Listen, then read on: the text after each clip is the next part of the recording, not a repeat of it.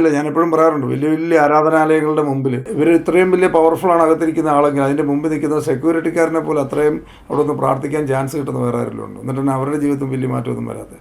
ആ സെക്യൂരിറ്റിക്കാരൻ ഇന്ന് എന്തെങ്കിലും 2-3 പൈസ ചില്ലറ ഒപ്പിക്കാവോ, ആരെങ്കിലും വരുന്നവരിൽ നിന്ന് വല്ല ടിപ്പ് കിട്ടുമോ, അവരെ ഒന്ന് പ്രാർത്ഥിക്കാൻ അനുവദിച്ചാൽ വല്ല ടിപ്പ് കിട്ടുമെന്ന് അയാൾ ചിന്തിക്കുന്നുള്ളൂ.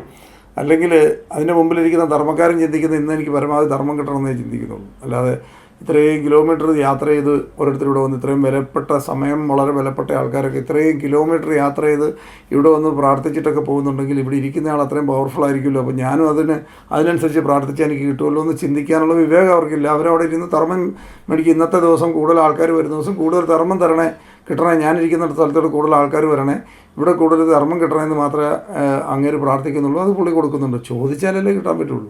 നിങ്ങൾ ആലോചിച്ച് നോക്കൂ, നമ്മൾ നമ്മളെക്കുറിച്ച് മാത്രമാണ് പലപ്പോഴും ചിന്തിക്കുന്നത്, വേറൊന്നും ചിന്തിക്കുന്നത്. നമ്മൾ ദാരിദ്ര്യത്തിലാകുന്നതിൻ്റെ അല്ലെങ്കിൽ ബുദ്ധിമുട്ടാകുന്നതിൻ്റെ ഒരു പ്രധാന കാര്യം നമ്മൾ ഈ നമ്മുടെ കാര്യം മാത്രം ചിന്തിച്ച് ജീവിക്കുക എന്നുള്ള ലെവലിൽ നിന്ന് കുറേ കൂടെ എക്സ്പാൻഡ് ചെയ്യുക.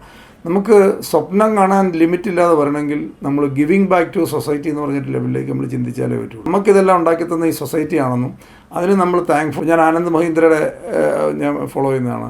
അത് എപ്പോഴും പറയുന്നത് ഗിവറായിട്ട് ഇവിടുന്ന് പോകാവുള്ളൂ. അതായത് ഇവിടുന്ന് ഈ സൊസൈറ്റി നമുക്ക് തന്നതാണ് ഇതെല്ലാം, അതിൽ കൂടുതൽ മടക്കി കൊടുത്തിട്ട് ഇവിടുന്ന് തിരിച്ചു പോകാവുള്ളൂ. ഇതൊക്കെയാണ് ഇങ്ങനെയുള്ളവരുടെ ഒക്കെ ചിന്ത. അങ്ങനത്തെ നല്ല ചിന്തകളുണ്ടാവണം. നല്ല ചിന്തകളുണ്ടാകാൻ കുട്ടികളെയൊക്കെ പഠിപ്പിക്കണം. അവരെയൊക്കെ ആ ഗിവർ കാറ്റഗറിയിലേക്ക് കൊണ്ടുവന്നാൽ തന്നെ നമ്മുടെ വീടുകളിൽ തന്നെ ഒരു പേരൻസിനെ നോക്കണം.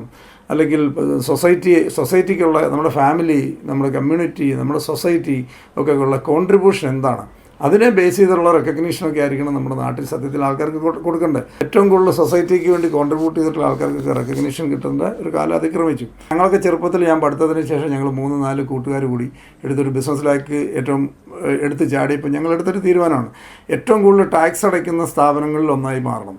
ഇതാണ് ഞങ്ങൾ ആഗ്രഹിച്ചത്. ഏറ്റവും കൂടുതൽ കാശുണ്ടാക്കുന്ന സ്ഥാപനമാക്കണം എന്നല്ല ഞങ്ങൾ ആദ്യം തുടങ്ങി. ഏറ്റവും കൂടുതൽ നമ്മുടെ ടൗണിൽ, ഞങ്ങൾ കോട്ടയത്താണെന്ന് സ്റ്റാർട്ട് ചെയ്തത്, 4 കൂട്ടുകാർ കൂടി ഞങ്ങൾ പഠിത്തത്തിന് ശേഷം ഇറങ്ങി. ഏറ്റവും കൂടുതൽ ടാക്സ് അടയ്ക്കുന്ന, ഇവിടുത്തെ ഏറ്റവും കൂടുതൽ ടാക്സ് അടയ്ക്കുന്ന ബിസിനസ്സുകാരുടെ കാറ്റഗറിയിലേക്ക് നമ്മൾ വരണം എന്നാണ് ഞങ്ങൾ 4 പേരോട് കൂടി തീരുമാനിച്ചത്. ഏറ്റവും കൂടുതൽ ലാഭം ഉണ്ടാക്കുന്ന ആൾക്കാരായി മാറണം എന്നല്ല ചിന്തിച്ചത്. അപ്പോൾ ഞങ്ങൾ ചെറുപ്പത്തിൽ ചെയ്ത കാര്യമാണ്. പഠിത്തത്തിന് ശേഷം ആദ്യം ഞാൻ ജോലി ചെയ്തിട്ടില്ല.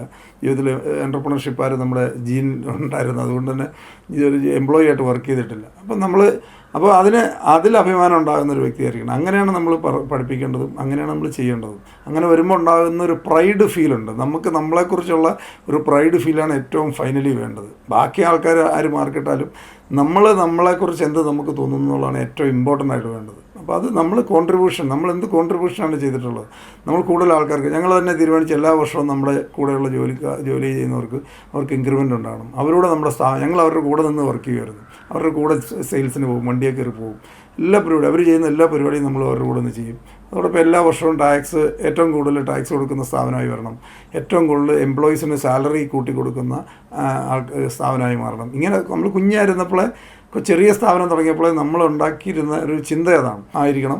അത് നമ്മൾ തിരിച്ചു കൊടുക്കാൻ ബാധ്യസ്ഥരാണ്. ഒരിക്കലും ഇവിടുന്ന് ടേക്കറായിട്ട് പോകരുത്, ഗിവറായിട്ടേ പോകാവുള്ളൂ. എന്തായാലും നമ്മൾ ലൈഫ് ഒന്നേ ഉള്ളൂ. ടേക്കറായിട്ട് നമ്മളിവിടുന്ന് എടുത്തതിനേക്കാൾ കൂടുതൽ ഡെലിവറി ചെയ്തിട്ടേ പോകാവുള്ളൂ.